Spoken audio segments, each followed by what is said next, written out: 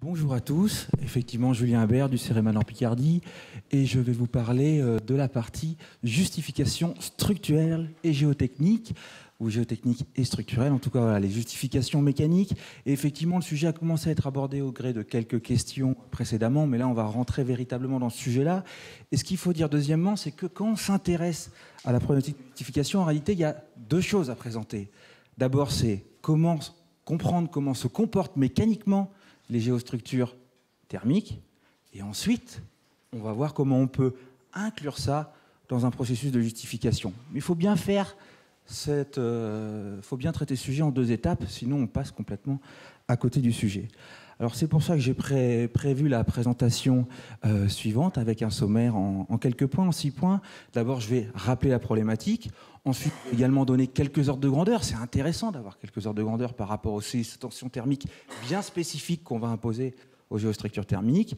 Je montrerai un peu quelle est la pratique en dehors de la France par rapport au sujet des justifications. Et puis ensuite, je montrerai quel est le principe de justification qu'on a proposé dans le cadre du guide Syntex et FMS. Et puis, je ferai un petit focus sur les pieux. Alors, si on fait un focus sur les pieux, pieux, ça comprend les micro-pieux, c'est parce que c'est quand même la typologie de géostructure thermique qui a été le plus réalisée jusqu'à présent. Et puis, je finirai par montrer quelques éléments pour d'autres ouvrages. Et là aussi, il faut avouer que je me réserverai aux écrans de soutènement, parce que là aussi, c'est le deuxième type d'ouvrage qu'on réalise le plus. Ensuite, pour d'autres ouvrages, comme par exemple les tunnels, ça reste plus anecdotique, et donc il est plus difficile d'avoir des exemples très concrets, mais encore une fois, les principes du guide sont totalement applicables également pour ces autres structures. Vous parliez tout à l'heure de remblai géothermique, là on sort un peu du domaine des structures, mais là aussi, il y a des éléments dans le guide qui permettraient de traiter ces ouvrages. Alors effectivement, quand on s'intéresse à la problématique mécanique, effectivement, essayons de bien faire la part des choses et de regarder les différents phénomènes. Le fonctionnement géothermique, qu'est-ce qu'il va causer? Il va refroidir la structure en hiver, le pieu par exemple, et il va réchauffer le pieu en été. Et donc, qu'est-ce que ça induit, cette chose-là? Potentiellement, ça peut induire une variation des propriétés mécaniques des matériaux, du pieu, de la structure du sol autour. Et également, comme on va changer la température du pieu, on va avoir une contraction et une dilatation qui va être générée par ces variations thermiques. Et en deuxième rang, ces éléments premiers vont générer potentiellement des déformations additionnelles. Effectivement, on a une structure qui se dilate et qui se contracte. Deuxièmement, on va avoir des efforts ou des contraintes additionnelle dans la structure, parce que la structure, elle va être gênée par le sol environnant, elle cherche à se déformer, mais elle est gênée par le sol environnant. Et puis, à la croisée de ces différents éléments, on va pouvoir également avoir une mobilisation ou une modification de la résistance géotechnique, par exemple, dans le cas d'un pieu, de la portance. Et donc, si on essaye de traiter ça, effectivement, si on essaye de justifier les géostructures, on se rend rapidement compte que les règlements de calcul actuels ne permettent pas de traiter ces sujets-là. Et par exemple, la norme de justification des fondations profondes, la norme NFP 9462, ne traite pas ce sujet. Du coup, il faut effectivement proposer des choses pour pouvoir avancer dans le cadre de ces justifications. Essayons de prendre les sujets un par un. On commence par regarder la variation des propriétés mécaniques des matériaux. Regardons les plages de température dans lesquelles fonctionnent les géostructures thermiques. La température va varier entre 0 et 35 degrés. 0, c'est l'hiver quand on réchauffe le bâtiment en injectant un fluide froid dans la géostructure. 35 degrés, c'est l'inverse. C'est l'été quand on se sert de la géothermie pour refroidir le bâtiment. Dans ces plages de température, pour la majorité des matériaux, des géomatériaux et pour le béton, on se rend compte qu'on n'a pas de variation des propriétés mécaniques. Donc ça, c'est déjà un point. On peut mettre de côté ce sujet-là, hormis pour les matériaux très argileux où quelques mises en garde sont à conserver. Et puis, le deuxième sujet, c'est la contraction et la dilatation thermique du matériau qui constitue la géostructure, éventuellement le pieu. Pourquoi je parle de pieu? Parce qu'avec le pieu, on va pouvoir avoir des ordres de grandeur qui sont relativement intéressants. Quand on s'intéresse à la dilatation et la contraction thermique, un paramètre tout à fait intéressant, c'est le coefficient de dilatation thermique du béton, de l'acier, qui sont voilà, les matériaux qui constituent le pieu. Et ce coefficient de dilatation thermique, il est égal à 1 2 10-5, mais il va permettre de relier la déformation d'origine thermique à la variation de température. Et essayons d'appliquer ça à des cas totalement académiques, qui n'ont pas de vocation à représenter la réalité, mais à donner quelques ordres de grandeur. On va par exemple considérer un pieu qui est supposé totalement libre. En fait, c'est une poutre, hein, elle est hors sol, elle mesure 20 mètres, et appliquons une variation de température de 30 degrés, ici, et regardons quelle est la déformation de cette poutre-là, avec les coefficients de dilatation thermique du béton et de l'acier qui sont connus. Et bien cette poutre, elle va connaître une variation de longueur qui est de 7,2 mm. Voilà, ce n'est pas plusieurs centimètres, ce n'est pas inframillimétrique, c'est 7,2 mm. De la même façon, maintenant, considérons le même pieu, la même poutre, mais cette fois-ci, on la bloque complètement à ses extrémités. Ça n'a pas vocation à représenter la réalité, mais ça va permettre également d'avoir un ordre de grandeur. On fixe le module du béton, et si on bloque cette poutre à ses extrémités, si on applique toujours la même variation de température de 30 degrés, on a une variation de contrainte dans la poutre qui est égale à 3,6 mégapascal. Donc là, finalement, on encadre et les déplacements et la variation de contrainte dans la géostructure, dans le pieu. En réalité, on va avoir des variations de déplacement qui sont moindres, des déformations qui sont moindres, et des variations d'effort qui sont moindres, parce qu'en réalité, le pieu, il n'est pas exactement dans ces conditions théoriques, mais il est dans des conditions intermédiaires, avec un sol autour du pieu qui le frette un petit peu, mais pas complètement, avec une structure au-dessus du pieu qui le frette un petit peu, mais pas complètement. Voilà. Mais en tout cas, on a encadré les choses. Maintenant, effectivement, pour passer à la réalité, va falloir tenir compte de la réalité et du comportement du sol autour du pieu.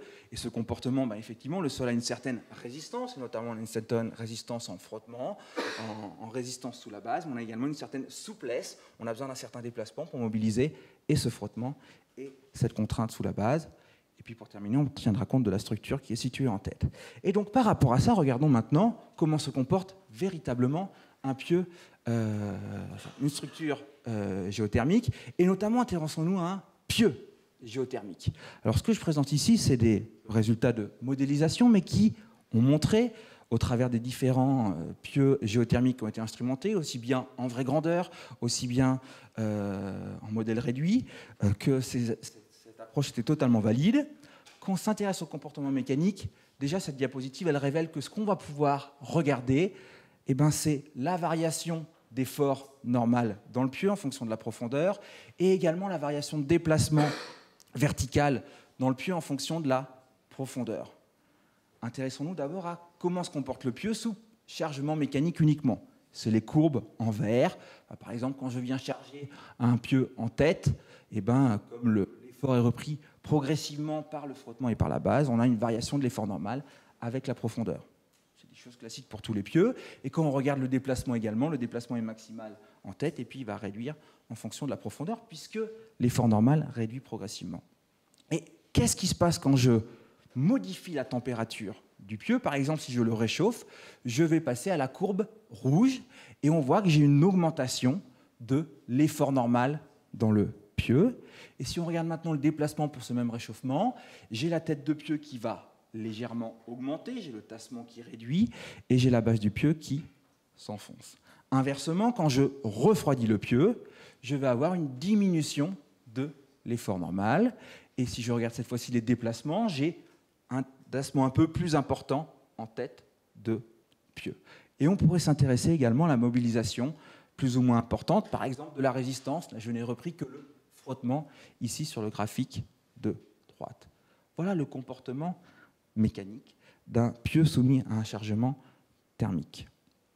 Alors, quand on regarde ça, ce qui est intéressant, c'est d'avoir également quelques ordres de grandeur et puis bien identifier les sujets qu'on va vouloir regarder. Excusez-moi sur cette diapositive, il y a un petit problème de graphique en bas à droite, mais en tout cas, on va regarder les tassements en tête, et vous voyez par rapport à la valeur que j'avais annoncée tout à l'heure, on a cette fois-ci des tassements qui sont véritablement millimétriques, générés par le chargement thermique.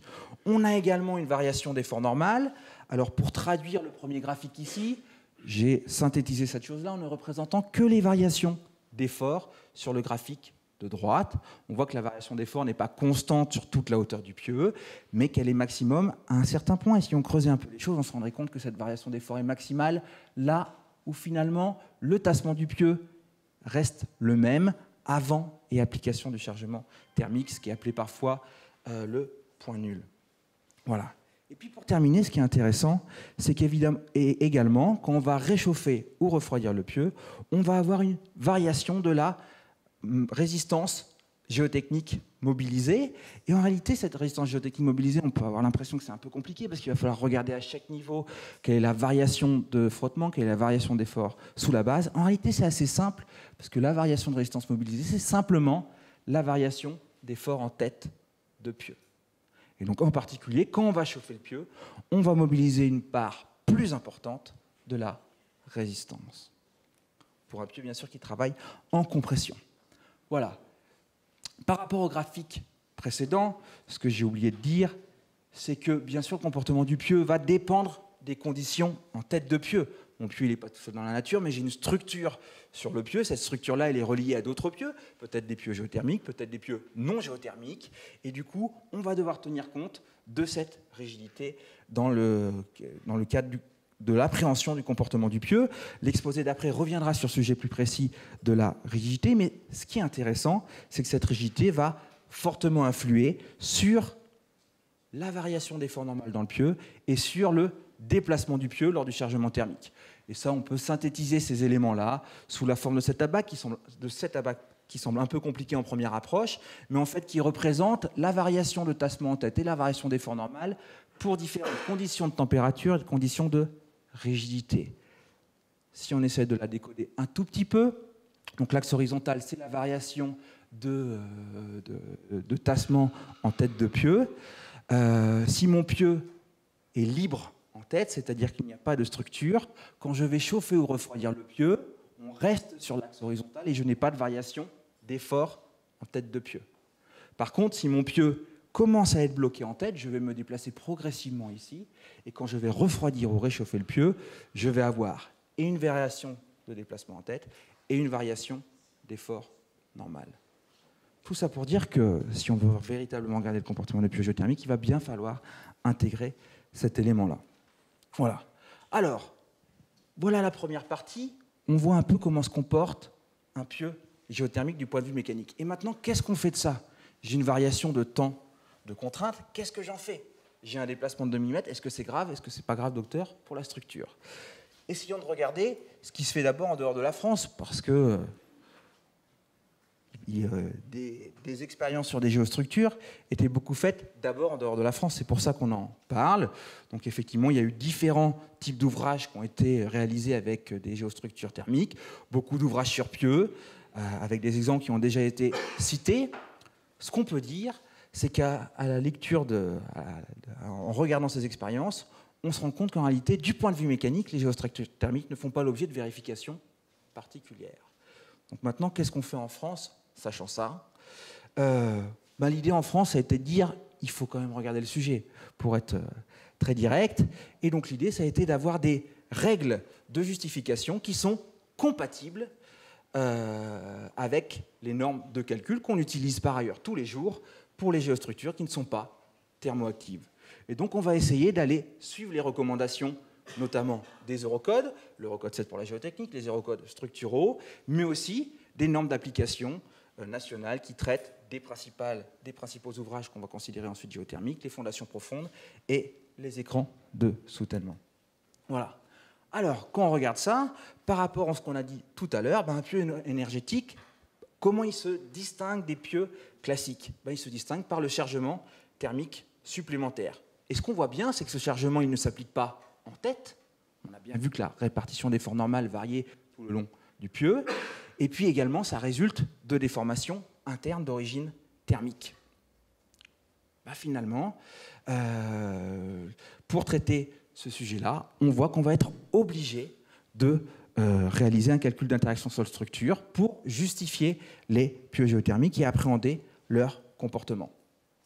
Ensuite, quand on va regarder ce sujet-là également, l'idée c'est de dire, à part cette petite différence, on a des déformation thermique interne, les structures géothermiques sont en tout point similaires aux structures qu'on réalise tous les jours.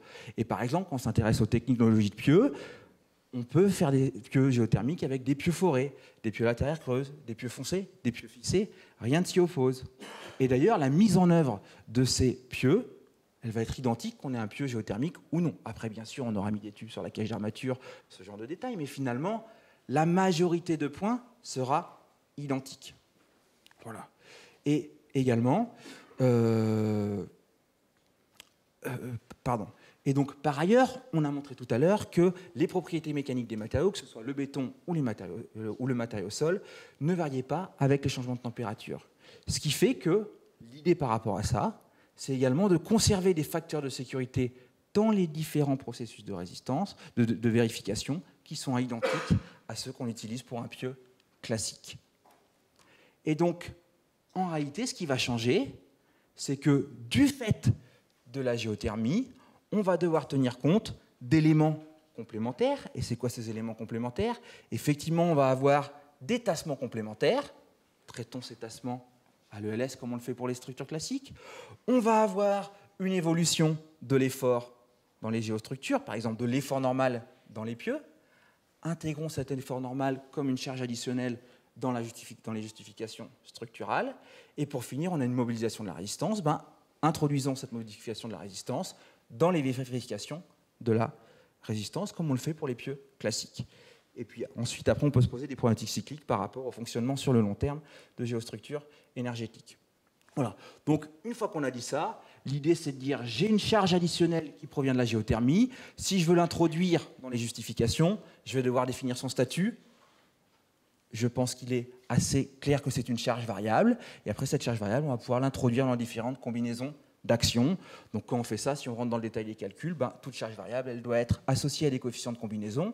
Et donc par rapport à l'observation du fonctionnement de géostructure thermique, on a proposé certaines valeurs du coefficient de combinaison selon les différents ELS qu'on voudrait traiter.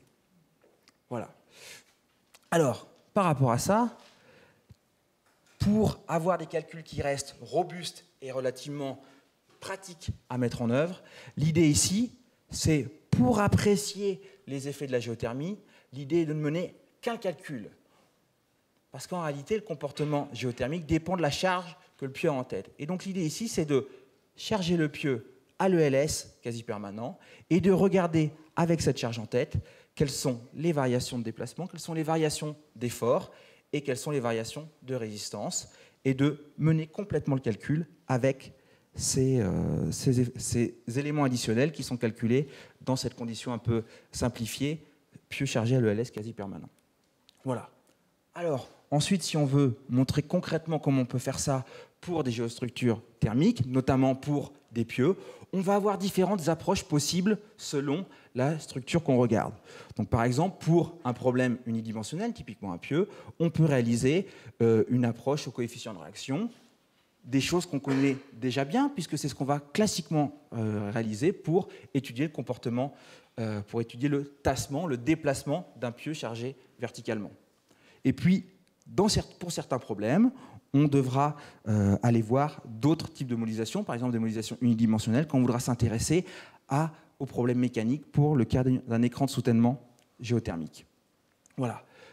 Pour les pieux, si on essaie d'aller un peu dans le détail, comme je vous disais, ce qu'on fait tous les jours pour les pieux quand on regarde leur tassement, ça va être totalement transposable aux pieux géothermiques, parce qu'effectivement, on va devoir compléter un tout petit peu l'approche en introduisant dans le calcul la déformation thermique. Alors, quand on sait très bien faire le calcul quand on n'a pas de déformation thermique. Si maintenant on introduit un changement de température, on sait introduire une déformation thermique qui est liée à la température, qui est liée au coefficient de dilatation thermique du matériau, et on arrive à déduire le comportement du pieu avec cette variation thermique. Et cette méthode-là, qui peut sembler simpliste, elle a été éprouvée sur les différents essais en vraie grandeur, en modèle réduit, qui ont pu être réalisés. Voilà. Et également, ce qu'il faut dire, c'est que la robustesse de cette méthode-là, elle va permettre de prendre en compte des conditions aux limites variées. Elle va permettre de prendre en compte, de traiter assez rapidement un grand nombre de pieux sous des ouvrages. Elle permet également de prendre en compte tous les sujets qu'on considère tous les jours pour les pieux classiques, du frottement négatif, etc., etc. Voilà. Et puis bien sûr, l'idée pour les pieux ici, c'est de rester dans ce qu'ils ont fait couramment pour les pieux. Le tassement différentiel, on n'introduit pas de nouveaux seuils par rapport à la problématique géothermique. Par rapport à la contrainte maximale admissible par le béton, on n'introduit pas de nouvelles règles. Par rapport à la résistance, on n'introduit pas de nouvelles valeurs de résistance ou de nouveaux facteurs partiels. Voilà. À dire qu'avec cette méthode-là, également, on peut regarder si le caractère cyclique du chargement thermique a des conséquences. Donc on peut reporter le comportement du pieu dans un diagramme de stabilité cyclique. Ces choses-là peuvent se faire sans problème. Voilà. J'ai beaucoup parlé de pieux, vous l'avez vu, parce qu'encore une fois, ça permet d'avoir des ordres de grandeur assez rapides.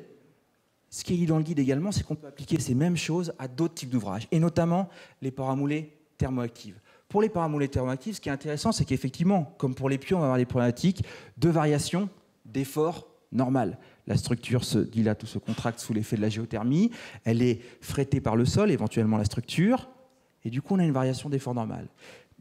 Et ça va pouvoir être regardé assez facilement comme pour les pieux.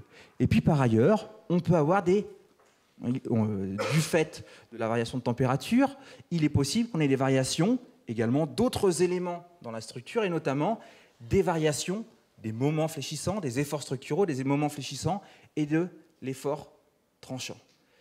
Ces sujets-là peuvent également être regardés sous réserve de mettre en œuvre une modélisation appropriée.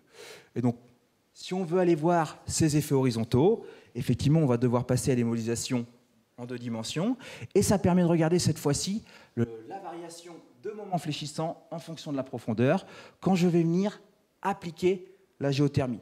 Alors là, j'ai repris une structure assez simple, hein, c'est une paroi moulée thermoactive avec 2 niveaux de buton, et puis je viens d'abord construire la paroi, et puis ensuite je viens réchauffer ou refroidir la paroi. Alors ce qu'on voit ici, c'est le diagramme des moments. On voit que les différentes courbes, on a réchauffé la paroi on a réchauffé de plus 10, plus 20 degrés la paroi, on l'a refroidi à moins 10, moins 20 degrés par rapport à la situation, la température d'équilibre initiale. On voit que toutes les courbes sont relativement superposées.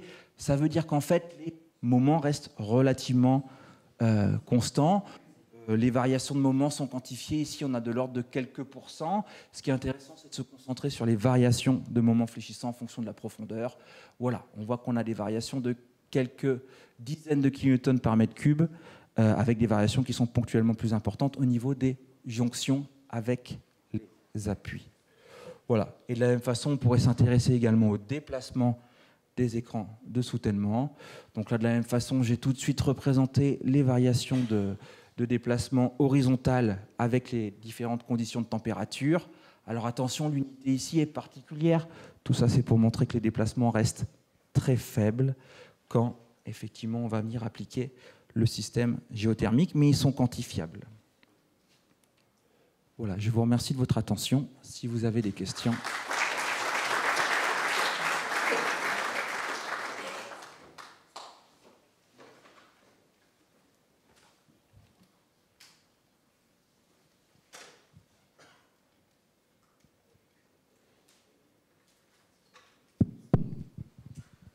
Merci bien, Julien. Des questions ?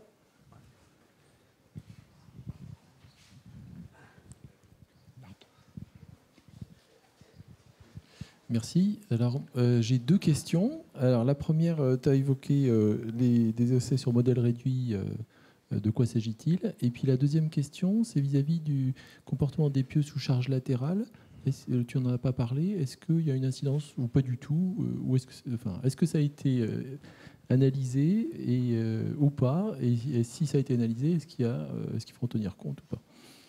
Oui. Par rapport aux essais sur modèle réduit, je citais notamment les essais réalisés par le CERMES, notamment, mais il y a également des essais dans la littérature internationale. L'idée qu'on fasse un équilibre entre ce qui est français et ce qui est international. Voilà, mais il existe plusieurs choses qui existent. Voilà. Et par rapport au comportement latéral des pieux, ce qu'il faut reconnaître d'abord, c'est que les pieux géothermique ont peu de charge latérale. Pour autant, le sujet pourrait être regardé, mais ce qui est vrai, c'est que le comportement latéral est très peu touché, impacté par la géothermie, puisque les variations, les déformations latérales restent très faibles. On voit que l'ordre de grandeur que j'ai donné, quelques millimètres, c'est valable pour toute la longueur d'un pieu qui serait relativement long. Donc en réalité, le comportement latéral est très peu affecté par ce sujet-là. Si on veut faire un parallèle, quand on regarde la variation de la résistance d'un pieu, effectivement, il y a eu des questions sur est-ce que la variation de contrainte latérale va venir impacter la résistance géotechnique. Et les différentes expérimentations, mais aussi les différentes modélisations numériques, ont montré qu'il n'y avait pas d'impact de ces déformations radiales. Ça, c'est ce qu'on a fait pour la portance, mais quelque part, ça montre que pour l'étude sous chargement latéral, également, on n'a pas de modification sensible liée à la géothermie. Oui. Pour prolonger un peu la question de Luc, en fait, c'est par rapport aux tolérances de fissuration des bétons par rapport à des efforts horizontaux. Qu'est-ce que peuvent accepter les structures géothermiques, enfin les tubulures qui sont mises en œuvre? Est-ce qu'il y a des spécifications sur la fissuration? D'accord, donc là c'est une question... je ne sais pas si ça prolonge, mais en tout cas c'est... Propre au tube, cette fois-ci échangeur de chaleur, et pas la structure en béton. Là j'avoue que je ne suis pas armé pour répondre à cette question-là, mais les déformations restent relativement faibles pour commencer, et par ailleurs toute la structure en béton fait l'objet de vérifications concernant la fissuration, comme pour les structures, on va dire, classiques. Après, sur le sujet des tubes proprement dit, là, je n'ai pas forcément d'éléments. Mais cela dit, on sait déterminer les courbures, les courbures de la structure, et donc en déduire la courbure du tube. Et par contre, le tube, lui, on va dire, est vendu pour résister à une certaine courbure. Mais c'est vrai que c'est un sujet que je n'ai pas creusé à ce stade-là. Julien, j'ai une question par rapport à la partie soutènement. Sur la page 21, tu as montré la courbe de moment fléchissant. Oui, alors, ce sont des calculs par élément fini. D'où ça vient cette courbe? Effectivement, c'est de la modélisation, complètement de la modélisation numérique. Voilà. Oui, et alors, donc, pour calculer ce moment, c'est directement relié à la pression. D'un côté la poussée, de l'autre la butée. Tout à fait, mais c'est un calcul en déformation où on a bien modélisé les différentes phases de réalisation de la paroi moulée. D'abord, on les aide de la paroi moulée, ensuite on vient excaver de façon intermédiaire, on pose un premier niveau de buton, puis on vient excaver jusqu'à la fin de l'excavation et on réalise le radier, et ensuite seulement on commence à appliquer des variations de température dans le matériau. Des variations, ça veut dire qu'il y a plusieurs cycles, un cycle, comment ça se passe? Alors là, j'avoue que c'est un calcul en une seule phase, où soit on a commencé par refroidir, et calcul d'après, on a commencé par réchauffer, et il n'y a qu'un cycle qui représente. Donc c'est un cycle qui va de 20 à 12 et de 12 à 20 par exemple. Oui, alors après là, j'ai raisonné en termes de variation de température relative, en imaginant qu'on partait de plus 15, plus 20 degrés initialement et qu'on réduisait on diminuait de 10 degrés par rapport à cette température initiale et on diminuait de 20 degrés par rapport à cette température initiale. L'intérêt ici, c'est qu'on peut se dire moins 20 degrés, c'est fort. On n'arrivera peut-être pas à le mettre en place en France, parce qu'en France, la température, comme on le rappelait tout à l'heure, du sol, c'est la température moyenne extérieure. Donc 20 degrés dans le territoire métropolitain, c'est rare. Mais c'est pour montrer que les variations étaient monotones. Sur le graphique de bas ici à droite, on voit bien que quand on augmente progressivement la température, la variation de moment est monotone, et cela à chaque niveau. D'accord. Et là, il n'y a pas de problème d'interface de traité ici? On a des interfaces purement mécaniques, mais dont le comportement n'est pas altéré par le chargement thermique. Par la température, d'accord. Très bien. Alors, une toute petite question encore pour finir là-dessus. Qu'est-ce que tu en penses si jamais il y a, par exemple, une cinquantaine de cycles de variation de température? Oui. Alors, effectivement, pour les parois, pour les pieux, de façon globale, pour les parois, il faut avouer que le comportement cyclique va principalement affecter le comportement vertical des interfaces qui travaillent en frottement. Par rapport à ces sujets de comportement frontal, on avoue qu'on a peu de données, mais même on a très peu de règles de calcul qui permettent de gérer ces sujets-là. Mais étant donné les ordres de grandeur, l'avis d'ingénieur est que ça reste négligeable. Non, c'est... Oui, Julien. En fait, je suis assez d'accord avec toi sur les conclusions sur la partie pure, parce qu'il y a pas mal d'études sur les pures. Par contre, je pense sur les études sur les parois. Et sur cette partie-là, j'imagine que plutôt vous avez imposé une température homogène sur la paroi moulée. Oui. Et vous restez sur cette échelle-là. En fait, je pense que nous, on a fait aussi des simulations, mais on est rentré dans les échelles plus petites, avec les tubes dans les murs. Et quand les tubes ne sont pas vraiment au centre de la paroi moulée, on a quand même une certaine contrainte liée en fait, l'écart de température entre le tube et les parois. Donc je pense que voilà, et ça peut aussi avoir un effet sur les mouvements. Ouais. Tu as tout à fait raison. Ce qu'il faut dire, c'est que des structures qui sont soumises à des gradients de température, on en a réalisé avant qu'on ait les géostructures thermiques. Et donc on dimensionne tous les jours des radiers, des murs, des parois moulées qui sont soumises à des gradients de température. Et ces gradients de température, tous les jours, comment ils sont introduits? Ils ne sont pas introduits dans la modélisation, mais ils sont introduits à la fin quand on fait la vérification de la structure en béton armé. Et donc ce qu'on conseille, ce qui n'est pas repris effectivement sur la diapositive ici, en tout cas ce qu'on a écrit dans le guide, c'est de bien prendre en compte les gradients de température qui seraient introduits par des positions de tubes un peu particulières et de les prendre en compte, comme pour toutes les structures mécaniques, à la fin dans la vérification des sections béton armé. Pardon.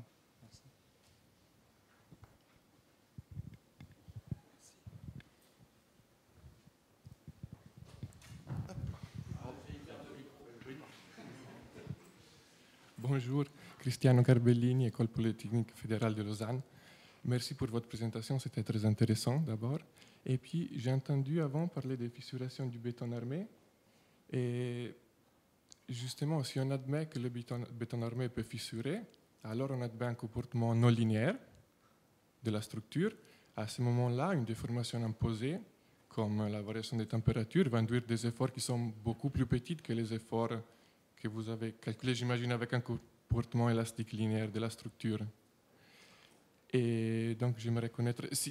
Dernière chose, si on regarde les normes des constructions en béton armé, là, on dit justement, si on peut éviter problème d'instabilité, si on a une structure suffisamment ductile, on peut complètement négliger les déformations imposées dans la vérification structurelle. Et j'aimerais connaître votre avis à ce sujet. Déjà sur ce dernier point, effectivement, on est d'accord. Et sur le premier point, là, c'est vrai que j'ai montré beaucoup de structures qui travaillaient en compression.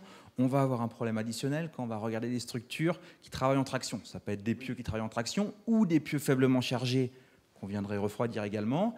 Et là, effectivement, soit on fait la première hypothèse, c'est d'avoir un comportement élastique linéaire.